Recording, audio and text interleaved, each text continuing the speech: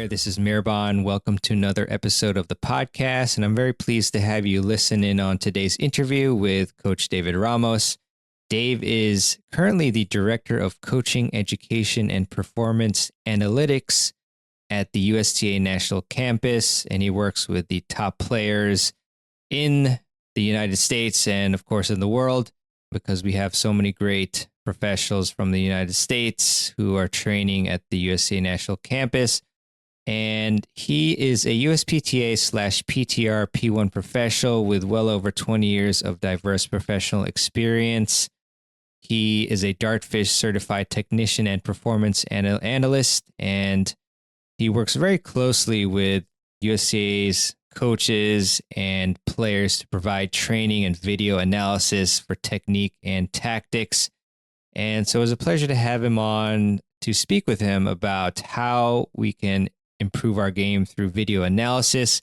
We also talk about many of the different strategies and tactics and patterns that he has picked up through just reviewing countless thousands of hours of footage from professional matches. And we also get into some really cool specific instances of when he has helped his players and what strategies they've used against opponents to prevail. And so I think you'll really enjoy this one. And we also get into different apps and ways that you can use video and utilize it to improve your game. So really hope you enjoy it. But first off, my pun of the day. And here it is. My opponent sarcastically said that I had great ground strokes, and I thanked him for his backhanded compliment. I hope you like that one. Trying my best out here, so it can be a tough crowd, but I don't know if you like it or not, so hope you do. All right, so with that, let us go into my interview with David Ramos. Hey, everybody. Welcome to another episode of the Tennis Files podcast. And it's really an honor and a pleasure to have on David Ramos on the podcast. I've actually had him on my summit previously, and it's really great to talk to somebody who is really in the trenches with regards to training the best players in the world, in the United States. So, Dave, thanks so much for coming on. Really appreciate your time. My pleasure to be here. We're just finishing up on some of the most important work we do during the year, of course, the U.S. Open, and incredibly busy at this time of the year. We have Indian Wells going on. We have Fed Cup and Davis Cup preparation. We have preseason preparation, et cetera. But there really isn't a busy part or an unbusy part of the year. So I decided that would be a great time to get on and talk with you about what we did at the Open. Yeah, for sure. And it was really neat because I visited Orlando earlier in the summer, and then I had a great chance to meet with Satoshi and then say hi to you. And I was actually, seeing what you were doing with respect to helping the players at I think it was the French Open at the time. So that was really neat for me. But Dave, I just want to get the audience a sense of your background. It's always interesting to see how people got into tennis. So how did you get introduced to the sport? Sure. I always tell a little bit of a joke. I was a basketball player my whole life, and I have the anti-Michael Jordan story. Instead of, he got cut in 10th grade and decided he wanted to be a great basketball player. I got cut in 10th grade when I moved to Sachem High School. It was one of the largest school districts in the United States. I had 1,600 people in my graduating class, 3,000 people in 11th and 12th grade, and another 3,000 in 9th and 10th. And I was a basketball player, played power forward. I moved to a school in 10th grade. They said, yeah, you have to try out for point guard. And I got cut. So I kept playing basketball with my father and lots of professional players and college players he would play with, but didn't start playing tennis competitively until I was 16 and played number one doubles on that Sachem team right away. And really love the sport. Maybe that's part of the reason I've been able to have the passion, continue over the years, was the fact that I started playing really late, played some tournaments a little bit in high school, played a little bit in junior college. And around the time that I was going to school in New York City, I was 22 years old at that point and doing some assistant coaching at FIT, and made the decision that I wanted to make tennis a career. So pretty late start. Yeah, it is interesting to see. I know some adults who are playing in USTA leagues and they get started, really late, well past school, but they're just so gung ho about the sport. But it's interesting, you started late. I think you mentioned 16, and you were still able to get on the team and play, which is pretty hard, I would think. How were you able to accelerate your development and be able to actually play on a team despite starting in high school? Yeah, I mean, so if I say 16, 17, I was introduced to the game and I loved to serve and volley. And at that time, serving and volleying was actually a way. We're talking about 86, 87 years. You could play from the net and attack. And so I started off playing doubles, really enjoyed it. I probably I didn't wind up playing NCAA tennis at Ferris State University until I was 25. So that's the answer essentially is like, you get your 7 years or your 10,000 hours somewhere. Generally, people get that between, usually they start playing like 5 or 6 years old. And by the time they're 17, 18, they're at a level where they're ready to play in college. But yeah, all my time of development essentially came at Ferris State University. I left illustration school in my early 20s and went up to Ferris State. And the first 3 years, or the first 2 years, I wasn't good enough to play on the team. In '95, I was able to make the team, and primarily as a doubles player, a better practice player, and then played one more year in '98 as well. So if it wasn't for being at a university where we had unlimited time to be able to be on court and lots of players at the time, there was 92 folks in the PTM program. So tons of like 4-5, 5-0 players, several club teams that we could travel, and a couple of tournament teams where we'd go and play tournaments together and share the cost of hotels. So I got my experience in that college time. That's fantastic. And you mentioned the 10,000 hour rule, and sometimes that can, be helped by other experiences. So I'm curious, you said that you played obviously a lot of basketball till about the 10th grade. So do you feel like that playing basketball helped your athleticism, which then transferred into tennis? For sure, no question about it. And I played a lot of sports growing up, and it's hard for me to relate to kids these days. As I was, I think, motorbike, I was totally into BMX, totally loved to skateboard, and ride bicycles all the time. Played hockey, deck hockey in particular. Used to fool around and play lacrosse. Played football from the time I was 7 till I was 12 in like Pop Warner leagues, full contact football, until I got hurt. Played basketball sort of religiously, but not a whole lot of organized basketball. But in my family, my dad was a great basketball player. So lots of sports. Played baseball for a little bit. Tried out soccer just a tiny bit. So certainly, I think if you have a decent athletic base and you become an attacking tennis player in particular, that a lot of that was easier for me to learn. Certainly, I had decent hands. I would never say had great ground strokes. Even now, I think I became a much better tennis player when I became a coach, just because I had to be able to stay at the baseline and be consistent and put the ball in the strike zone, et cetera. During college, it was all about playing on the fast course at Ferris State, serving and volleying, getting to the net, and then doubles. You're really trying to be as aggressive as possible. So, the athleticism sets the base for that for sure. Yeah, definitely. And Dave, you're surrounded with all the best players in the United States and obviously, the world and the top ranked players. So do you know if there's a lot of cross training going around with those players when they train?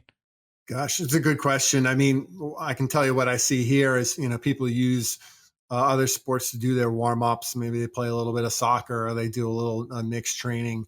You know, I hear from the coaches that are working consistently with players, let's say like the 11 to 14 range, that a lot of them need to develop their overall athleticism. And they, on the girls' side, maybe some of them aren't great at throwing. So they'll spend some time here in the camps working on throwing football and doing some other all around athletic development. But I can't say I have firsthand knowledge of, top players right now. I mean, the ones that we would have had the most exposure to, let's say Riley Opelka and Tommy Paul, Taylor Fritz, Francis Tiafo. Those guys play for fun in other sports, but to say that they still train at this point playing those other sports would be a stretch. I'm not quite sure about that, but I think they're all pretty good athletes, that's for sure. Riley jokes around that he should have been a basketball player because the eighth guy in the Chicago makes what the eighth guy in the world makes in tennis. But I think it's a great philosophy, even when you're on a professional route. You're 17, 18 years old to kind of continue to play sports, so you develop a more well-rounded base, provided that you don't get hurt, and that's really the key. Yeah, 100% agreed there, Dave. So, as I mentioned, when I visited in the summer, it was really fascinating to see you pouring over video. I don't know if we could say this, but I think it might have been Swiatek, and it may have been for Sophia Kenin's match that you were, compiling some information, and it was really cool, the stuff you're putting together. So, can you give us more of an insight into your role, which I think, and forgive me if I'm wrong, it's a senior manager of coaching, education, and performance. Is that correct? I've since been promoted, and you know, I took a step forward to become a director of the organization. We lost some people in our reorganization in 2020, so my formal title is the director of coaching, education, and performance analytics, and it's really a dual role. The coaching education part, I was a part of the delivery of the high performance coaching program with several other folks in player development. Still continue to try to figure out how that's going to fit into the new landscape with certification now being a whole different process. And some of the things that we used to deliver in the high performance coaching program are actually in level 2 certification. So we're kind of refiguring out what the high performance coaching program will look like. In that role, I also help deliver internal coaching education. So work with the rest of our performance team, which is Larry Lauer and Satoshi Ochi and Kent Kinnear, Kathy Rinaldi, and Ola Malmquist to determine the areas of focus for our national staff, and figure out what it is that we want to do internally so that by using the best practices with the players that we work with directly. And then we can also pass on some of those lessons to the folks externally that come through for education. So coaching education is a big part of the role, working with USTAU and determining what courses and content should be in certification, and then ultimately figuring out where the high performance coaching program comes back into the picture. And then the analytics department is a role separate from all its own. And that's typically the one folks want to hear about. Myself, Jeff Russell, Adam Snook, and Catherine Gonzalez are a 4-part team for that analytics approach. And really, none of us spend 100% of our time in there. Obviously, I have coaching education responsibilities. Myself and Jeff and Catherine and Adam also are part of this performance team approach with the players that we work with within here. So that's a major responsibility to make sure that we're doing all the things like tracking their development across time by having tagged matches and seeing if they're sort of like beating the goals that we have set for them in key areas of their performance. And then we do all of the scouting and also individual projects for development for players that have requests. So on that given day, you probably saw me providing scouting information to American players for the French Open. We kind of have a big scope of what we do in terms of the analytics. The first and foremost, we're supposed to be there to provide developmental information for our own players, the internal ones, or for players that are kind of in our pathway. Maybe they stop through. We provide technique analysis for those players. So if they're working on a serve return, et cetera, we'll take film of it. That's why we also film at the US Open. So we sort of have clips where we can do comparisons and we can use those clips from the top players to look at the common fundamentals across the serve, return, forehand, and backhand to teach players in the pathway of exactly what we're looking for. So we have, developmental projects for tactics. We have technique analysis. And then we would definitely get into using the information for scouting purposes as well. So generally our promise and we kind of have to focus in on a smaller group of folks for an interactive or I would say proactive approach. So for essentially everyone who is in the main drawing qualities of the slams and the Masters 1000s or WTA Premier events, those are the events that we really focus on.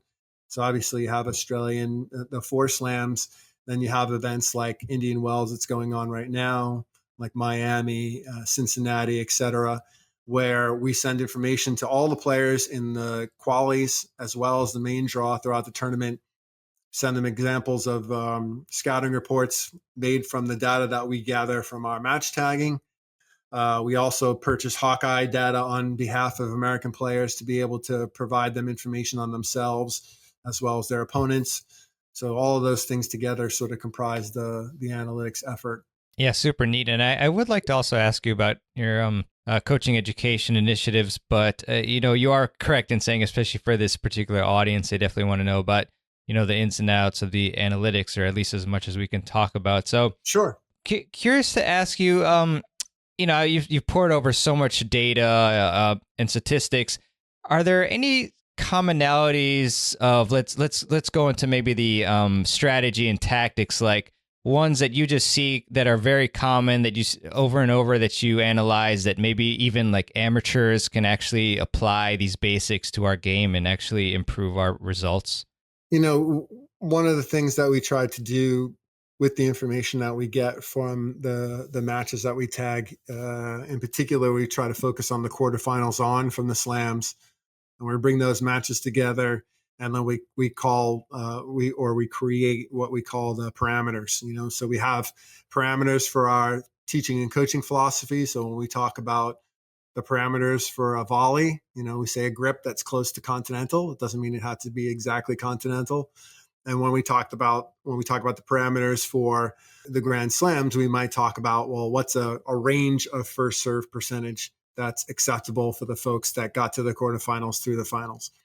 Obviously, a range of certain percentages, you might have 10% variation based on that player's game style and how that particular stat relates to the way they play. So even though you can get a lot of information in terms of what comes from the top players, in general, you just get a sense of what's normal for the folks that perform at that level, and how those things can apply to students at all levels is really basic. Certainly, the number one tactic in tennis is being consistent. The best players put the greatest number of first serve returns in play. They put the most number of second serve returns in play while they're able to gain some advantage. Generally they'll have close number of winners to errors to where they balance things out. Those are things that you can teach to your players. The importance of consistency, the importance of depth, developing points, with some margin away from the sidelines, not making as many unforced errors in the net, basic things that hold true even when you look at the top of the game. Those things are still all important, and really important to teach the fundamentals of developing points well. I think that's sort of where the top players separate themselves from folks who are, let's say, outside of the top 20, is they do a better job of developing points with consistent high percentage tennis than the rest of the field do. Gotcha. Gotcha. And what's an example of that, actually, of developing points, on a more consistent basis that win them, matches? Sure. I mean, certainly the one that we talk to players about a lot is the first serves returns in play. That there's so many players that actually touch. So, what an example of ridiculous first serve returns in play. It might be someone who's in the low 90s, or 90% of the balls they touch, they're going to put them back in play. They might miss like less than 10% of the first serve returns. It would be an example of a really high level of performance. And that might be Medvedev and Djokovic, where every time they touch the ball, somehow they find a way to put it back in the court. And that starts to weigh on you more and more. And you see it from those guys where they're at the complete end of their reach as they're returning, and they just barely touch the ball, and somehow it makes it all the way back in the middle of the court and just sits on the baseline. And the first time, okay, that's not that tough to deal with, but like the 15th or the 20th time that happens, now you have a ball landing on the baseline with no pace, and okay, this person's going to make me play for every single point.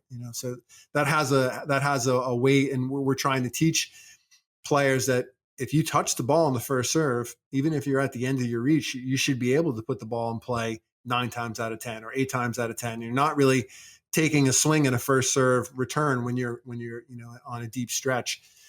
So that's definitely an example of we've had players in the lab the last couple of weeks where we're looking at number of returns in play on the first serve and whether or not those balls go in the court.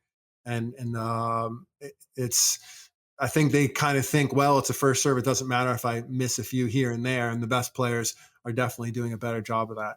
Thanks for that, Dave. So, I mean, do you think that, because I think somebody listening, there's a chance that maybe they're going to go out on the court and say, all right, I'm going to try to get every return in, and then they might end up, just going and chipping, every return in the court and everything. Do you think that would be beneficial, or do you think there should be some like middle ground between, going for certain returns and chipping others in? Yeah, I mean, certainly being able to get the ball in is important. When you're receiving first serve, you're trying to neutralize, right? You're trying to take away your opponent's advantage. And if you chip the ball in and it sits up and they have an easy put away, then it doesn't really do any good for you. So at least trying to get the ball past the service line to give yourself enough time to recover and get into a good court position to maybe defend on the second shot is a key. And you see the massive trend of some of the men's players. The females really haven't seen anybody do it quite yet. But what is it that they're doing that we haven't seen the depths of before? What do you think? Oh, what is it that men's they haven't been doing returning? Before? What is happening on the side with the men's return? So I think hard and deep in the middle. Is that what's happening more? Yeah, I mean, just the fact that they're returning from deeper court positions than we've ever seen before. Medvedev returns from further back than Nadal does. And when they played each other in the final, if you remember how often both of them were serving and volleying, because the guys are standing 25, 29. I mean, there's probably, between Wawrinka and Medvedev, Nadal, Del Potro was also capable of doing that. Team does it to some extent, but only in varying circumstances. They're standing so far back that basically they're saying, go ahead and try to get the ball past me. It's going to be impossible because they have so much time to react. But then they're able to produce good quality returns that go past the service line, past 3/4 court, and still create depth with that sort of court position, which is very difficult to do. So yeah, if you're going to practice, you want to be able to get the first returns in play. But if you can get them past 3/4 court, that's going to give you a much better chance to be able to get back to neutral and to give you some time to recover to a neutral court position. Another great point, Dave. So I'm curious. I mean, why aren't these players getting A stuff slice serves by standing so far back? Is just their anticipation is so good? I mean, I think they certainly, there's first of all, it's harder than it seems, because as soon as the person moves back and you start trying, it's almost like if you're playing a lefty on the ad side, one of your strategies is always to take a step into the doubles alley. So you kind of take away the natural angle of the way the ball bends, and lefties do the same thing when they play righties in the deuce court. They move over a step or two and put at least 1 foot in the doubles alley so that they take away the bending angle. But once somebody moves back, the tendency is to try just a little too hard to find those angles, and then you can be in trouble. And certainly these players are able to read the service motions and still get the balls back in play. But you are seeing a renaissance of the serve and volley as a result of players standing back. And I mean, Djokovic came in a ton against Medvedev. It didn't look like he had the energy to actually be able to execute quite as well as he wanted to. And that's not his game plan A, to be serving and volleying more than 20 times in a match.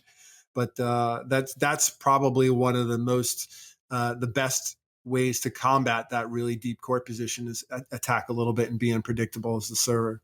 Love that. So, Dave, I thought it would be pretty interesting if we could maybe ask you for an instance or two of when what strategies you prepared or scouting report that you gave to a particular player obviously to play against an opponent. But I don't know if you can actually mention the players. If you Sure. can't, you can just keep it like general. So it's up to you. If we were talking more around development and things a player was working on, that would be a little bit more sensitive. But in the example of a scouting instance, I have a favorite one that I think, led to probably one of the greatest surprises and most encouraging wins of a Grand Slam.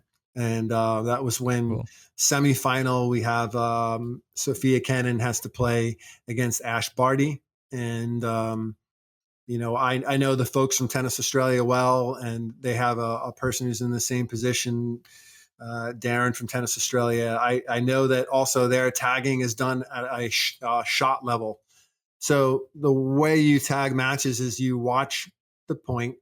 Generally, the level we tag at is a point level. So within each point, we're going to say who serves, where the serve lands, who returns, where the return goes, who hits the first shot after the serve +1, it's the return +1. So those first 4 shots are all tagged in detail. And then if it's a 20-shot rally, we'd say who ends the point, the direction that they hit the shot, if where their court position was, etc. So you get the first 4 and you get the last shot. And then if anybody came to the net in the middle, you get that as well. So that's point level tagging. Well, Tennis Australia tags at shot level. That means every shot in the rally, they're looking at the direction of the shot and the court position and the resulting information. So they have a lot more to look at. And I knew going into that match, because we've been working with Kenin on trying to be able to hit her forehand down the line a little bit more, the developmental tool, that they would have the information that she was probably hitting more than 95% of her forehands cross court, and that they would bank on her being that same player and executing a strategy expecting that she would be hitting 90+% of her forehands cross court. So, we showed examples of this is how you've been able to, in some matches, hit the ball down the line. Look at the margin that you create against other players and what happens when you do this. This is going to be a massive key to the match, that you're able to hit your forehand down the line and make her play her backhand from the ad side. We gave some examples of her doing that to kind of say, like, look, you can do this. This is what it looks like. Try to do this early in the match.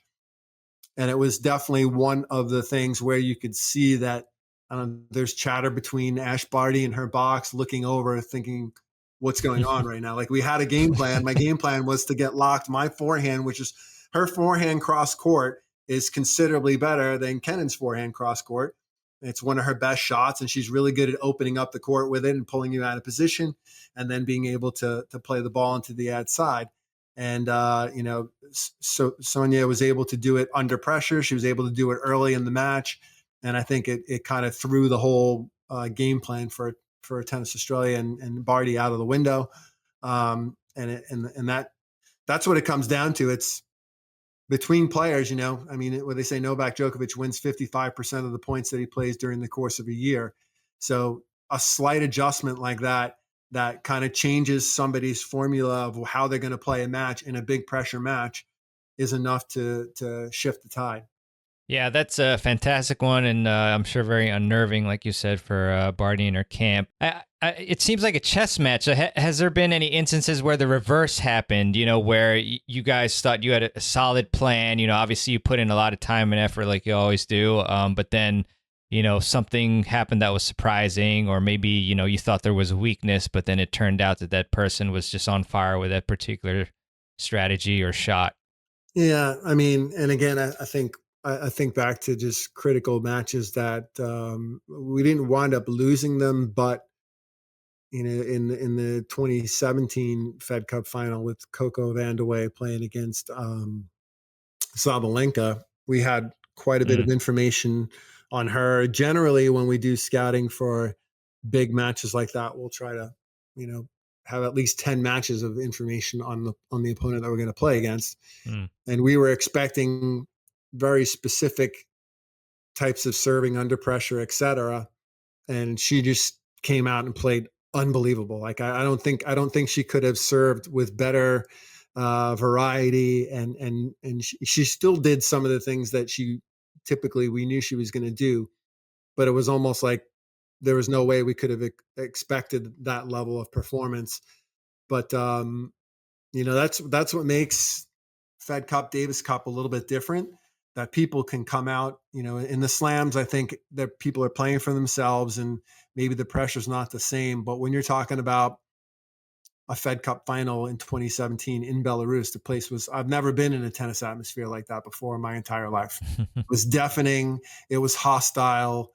People didn't want us to feel like comfortable there. They wanted to feel like we're going to beat you. And little things went on, from the type of food that we were given. Like, I mean, I've never been in an atmosphere that said like, we're not here to be friends with you. We're here to beat you. And she came out and played it particularly well. But Coco Vandeweghe she was just a better player. I mean, the information was helpful, and it gives you a framework of what to expect.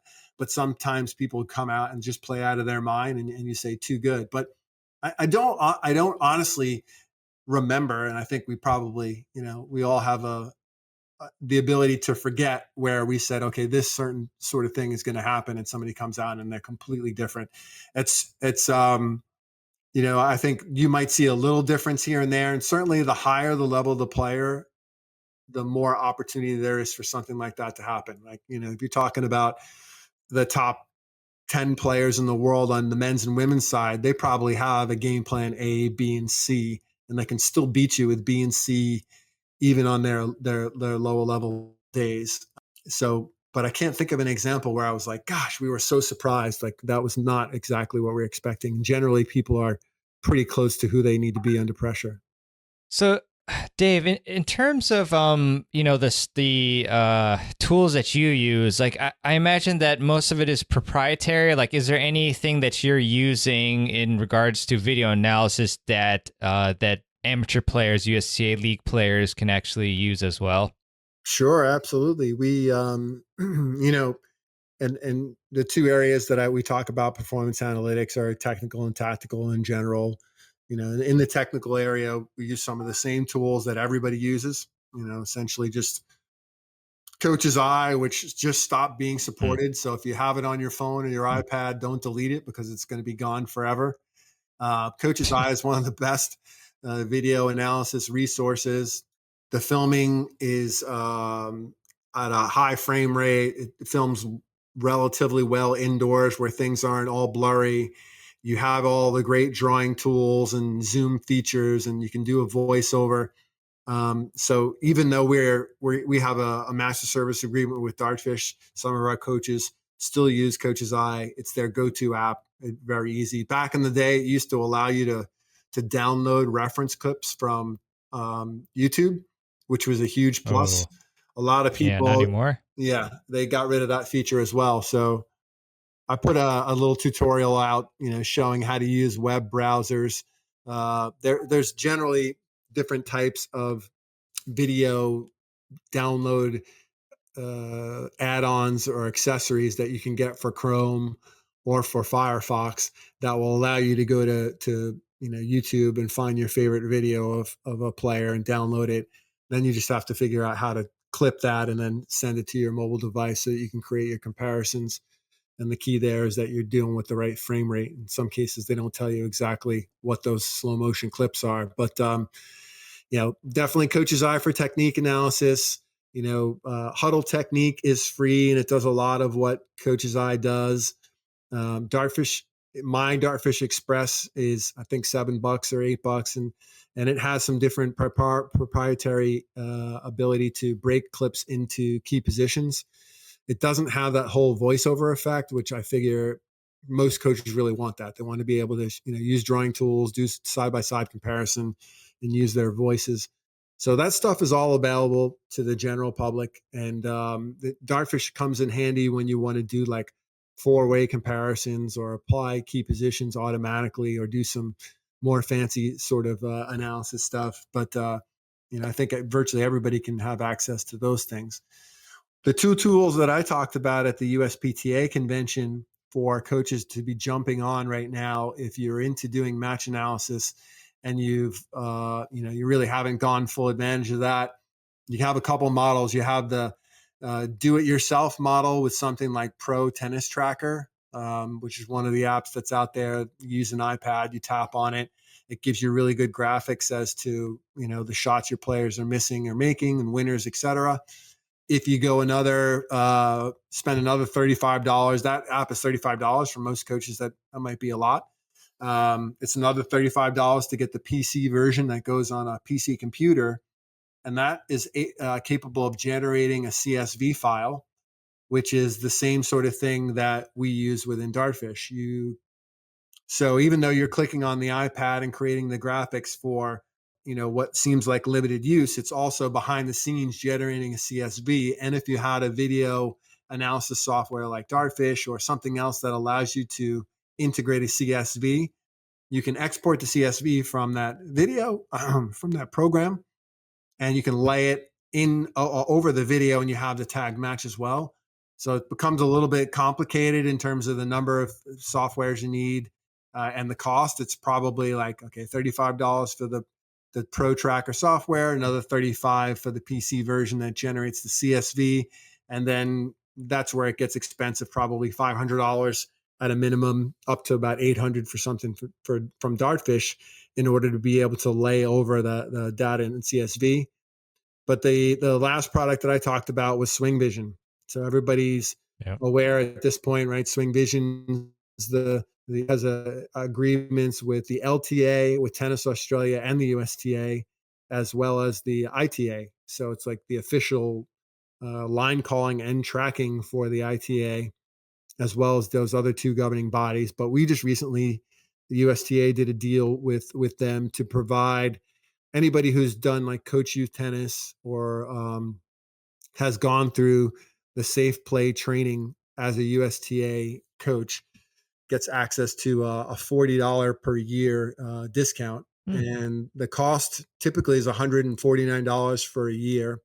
And it gives you access to up to 60 hours of tagging per month, which is generally plenty. If you wanted to go a level less than that, I think you could do about 10 hours per month for $70 for the year.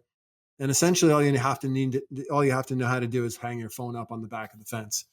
If you can line up a line on your phone with the service line on the same side, and provided like you have any sort of mount that hangs on the fence, you could use one of those inexpensive mounts that clips directly to the fence, or you can use one of the ones that goes on the top.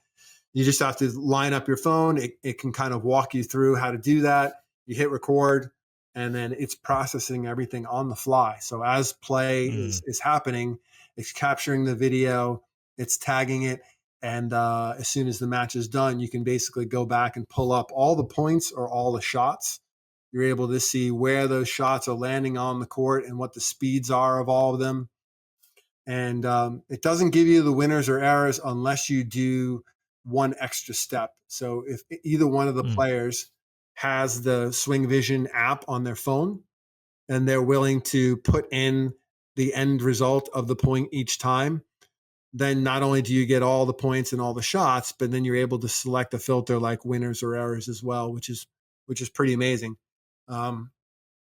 We've started talking with them around the concepts around remote coaching, because obviously, no matter how many students you have, if you have a select few of them that are interested in using this app, they add you to the app as the coach. Every time they put the phone up and tag a match with it, you get an indication that a new match has been entered in for that player.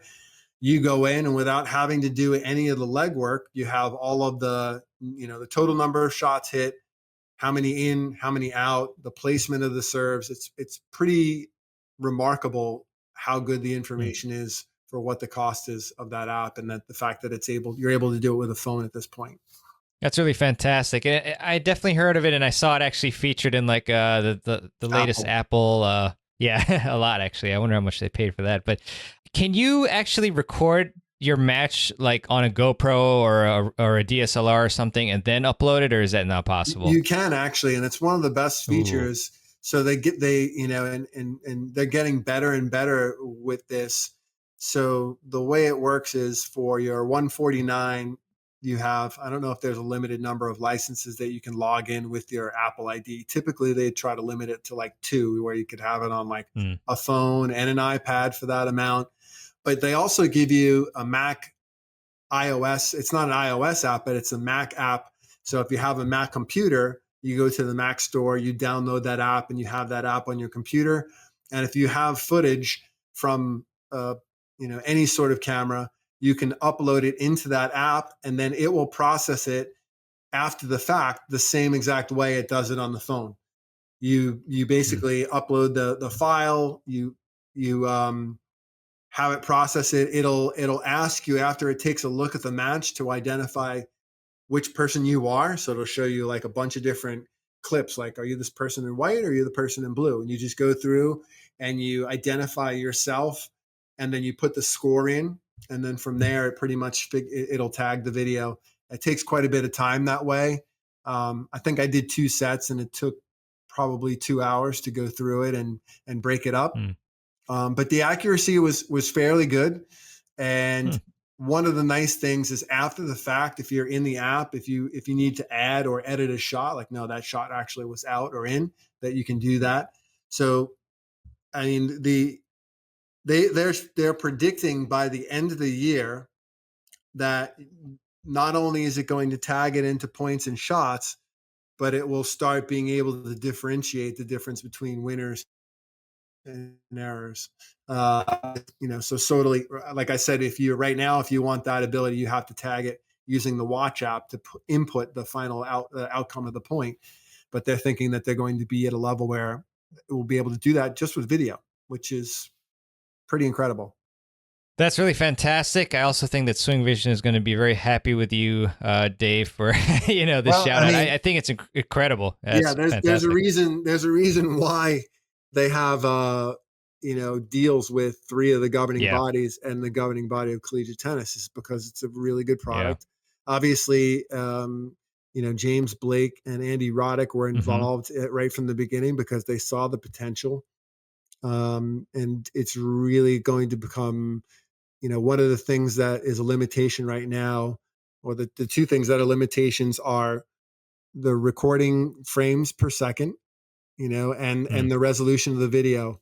So you can just imagine, if the accuracy of the line calling depends on higher resolution, more frames, that basically is being taken care of. When you think about a modern iPhone right now has nearly 4K Hmm. resolution. It doesn't have 120 frames, which the higher the frame rate gets, that's the other variable.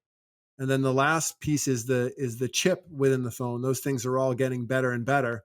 And the coolest part is they're going to add other features like streaming. So with 5G coming in, the speed of Sweet. being able to transfer to other folks, be able to put your phone up, have it do the line calling, and then also stream it to your parents so they can watch your match at home. You're talking about a pretty amazing feature set. So the big companies like a Hawkeye or a PlaySite should be paying attention as to what's going on in that space, because it's moving very quickly. Definitely, Dave. Definitely. I know we only have a few more minutes. So quick question for you. Any quick tips for players for videotaping themselves? A lot of them are haven't ever done it before. So any tips on that? Yeah, I mean, in the past, I would have always said, don't use your phone or don't use your iPad, just because of the difficulty of getting the files off of those things. And now it's almost just the opposite. Yeah. Now with the new apps, by the way, you can test out Swing Vision for free. You can do, I think, a couple of hours per month that Hmm. doesn't cost you anything. So there's really no barrier to giving it a shot. So now, and back in the day, it was kind of like, well, why would I bother buying a camera? And why would I invest in? And it wasn't cheap, because you always had to get a camera. You had to get a larger life battery. You had to get a wide angle lens if you really wanted to capture matches, and you needed a mount. So, low end, you might have been talking $500 or $600 between the mount and the wide angle lens and an extra length battery, etc. Now, you know, phones Some of them have wide enough angle lenses that you don't need the wide angle lens. The only thing you might need is a decent phone mount and then an additional battery charger so that keeps the phone, with enough juice over the course of the match that you're recording. So now I'm thinking that phones and iPads, and then there's the other part of it is that most people have access to something like a Dropbox or a Google Drive to where they can transfer the Hmm. file from their iPad or iPhone to one of those services and then get the video from their computer. So those things were all more difficult to do in the past, and that's why in some cases people had cameras.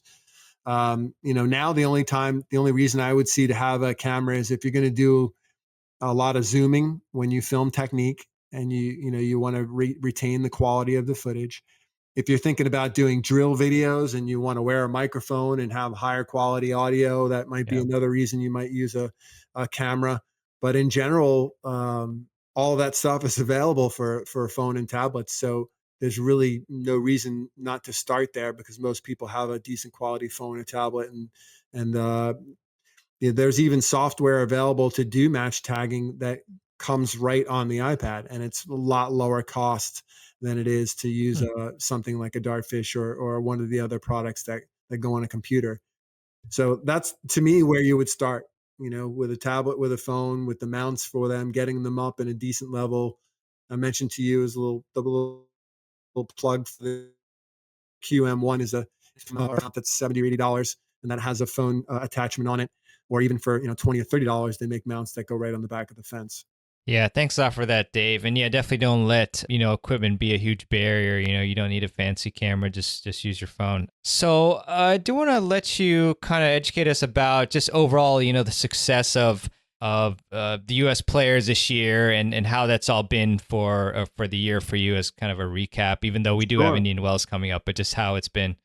Yeah, I mean, it's been an unbelievable year in the last couple of years, actually.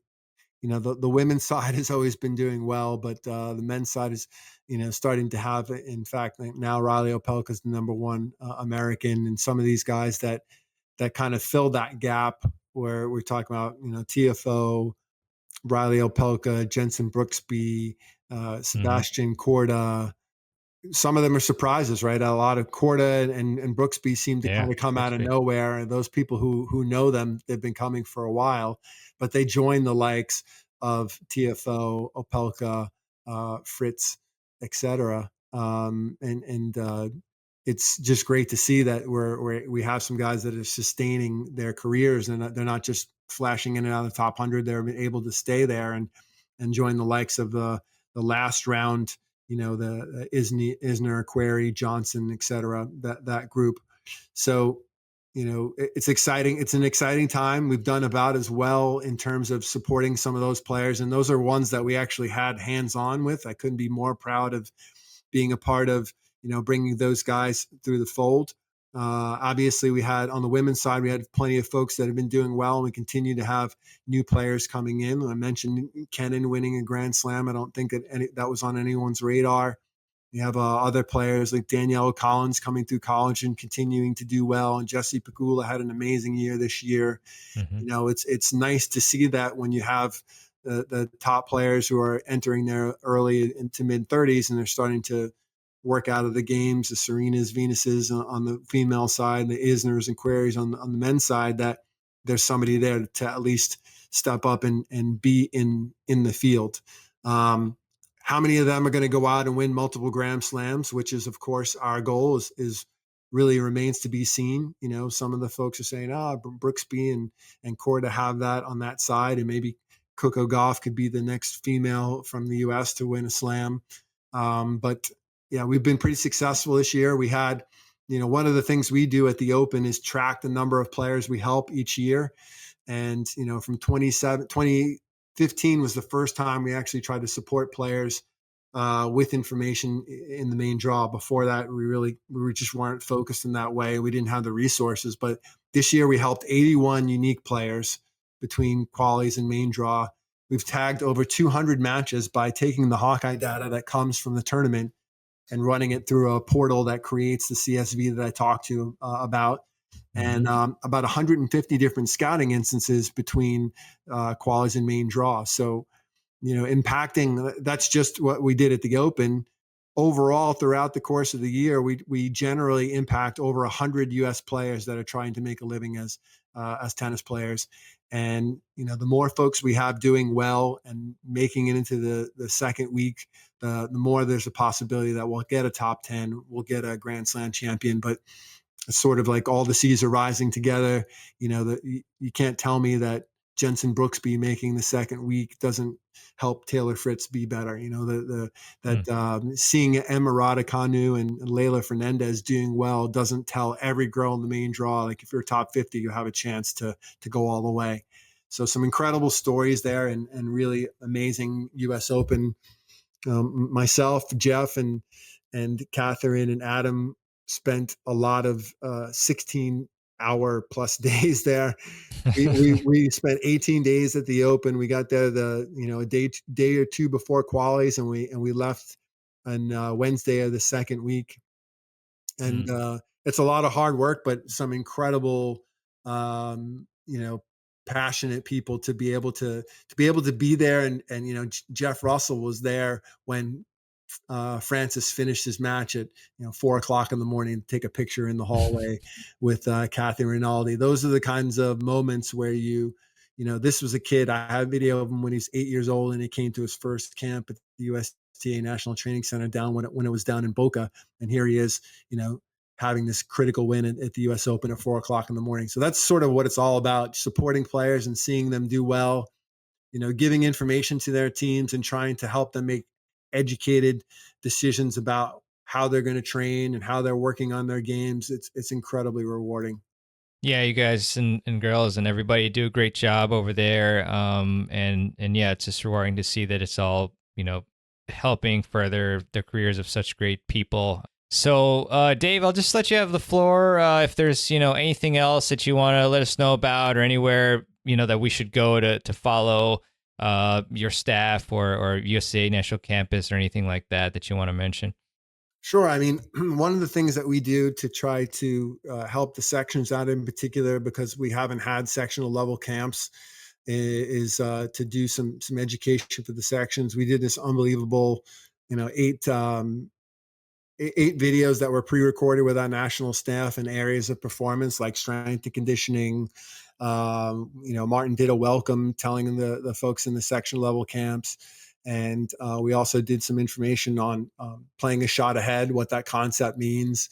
So there's 8 sectional pre-recorded videos that are done with our national staff that we have out on Dartfish TV that I'd be happy to share with you and put those out as resources. We've also been including them in like newsletters, et cetera, just letting people know that, this is an example of information that we would generally devolve in or pass out through the camps, and we're not able to do that anymore because we haven't had them. Hopefully post-COVID world, we'll get back to having some of those camps. And we're going to do another session upcoming this fall for the sections specifically, where we'll have like 1,000-person webinar. We're going to talk a little bit about with some parents of a player, and talk about their journey and how they were able to kind of keep a balanced approach. So some information for parents, and then some information for parents and coaches as well on the concept of periodization and planning, and how important it is to have a developmental plan and an annual plan that's written out so that you can, look at your tournaments through the course of the year, make sure you have a good balance of wins and losses in terms of, the level you're playing at, and really dedicate time to some dedicated training blocks. Some of the things that we really try to live here with the players that we work with directly. We're creating some content around, with videos and webinars, and that stuff will be available, depending on what section you're in, you'd be able to take a look for that. So we generally, for the webinars, of course, we have to limit it to the folks that are part of that section and that development initially, but we record all those things and then put them out after the fact as resources for the whole country. Brilliant. Thanks, Dave. That'll be very appreciated. And yeah, happy to share any links to those videos and other things that you'd like to send. We'll put them in the show notes. So Dave, I know you have to go, but thanks a lot. Really enjoyed speaking with you, and thanks a lot for the great information you shared with us. So I'm sure a lot of people are going to benefit from it, as are your players from all your hard work. So thank you for coming on, and hope to speak with you soon, Dave. And all the best. My pleasure. Really appreciate the opportunity. Thanks, Dave. Cheers. All right. I really hope you enjoyed my interview with Coach David Ramos. And Dave, thanks a lot for coming on to the podcast. It was a pleasure to speak with you. And thanks a lot for your insights on how we can use video analysis to improve our games. If you enjoyed this podcast and if you enjoy the show as a whole, then I really would highly appreciate it if you would leave a review for the Tennis Files podcast. And you can do that at tennisfiles.com/Apple Podcasts with an S at the end, or just on your favorite podcast app of choice that you use to listen to the show. And I also want to leave you with a quote, and this one is by Winston Churchill, pretty famous chap. And Winston said, "Success is not final, failure is not fatal. It is the courage to continue that counts." Fantastic quote there. And with that, I want to thank you again for listening to the show. Really appreciate all your support and kind messages. Thanks a lot for that. And I will see you on the next episode of the Tennis Files podcast. This is Miraban Ranchad signing out.